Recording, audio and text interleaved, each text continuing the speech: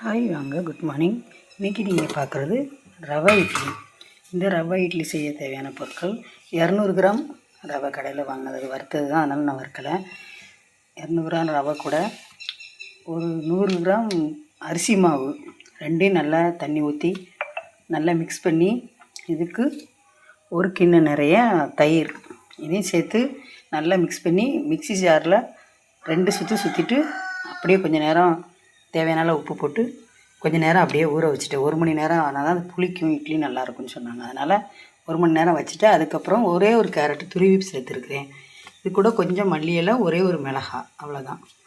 பாருங்கள், நம்ம எப்பவும் செய்கிற மாதிரி இட்லி பாத்திரத்தில் இட்லி ஊற்றி அப்படியே எடுத்துட வேண்டியது. பறக்க அருமையான ரவை இட்லி பாருங்கள், கலர்ஃபுல்லாக இருக்குதா. இதுக்கு நான் ஒரு மல்லி சட்னி ரெடி பண்ணியிருக்கேன். பிடிச்சிருந்தா லைக் பண்ணுங்கள், ஷேர் பண்ணுங்கள், கமெண்ட் பண்ணுங்கள், மறக்காமல் சப்ஸ்கிரைப் பண்ணுங்கள். தேங்க்யூ.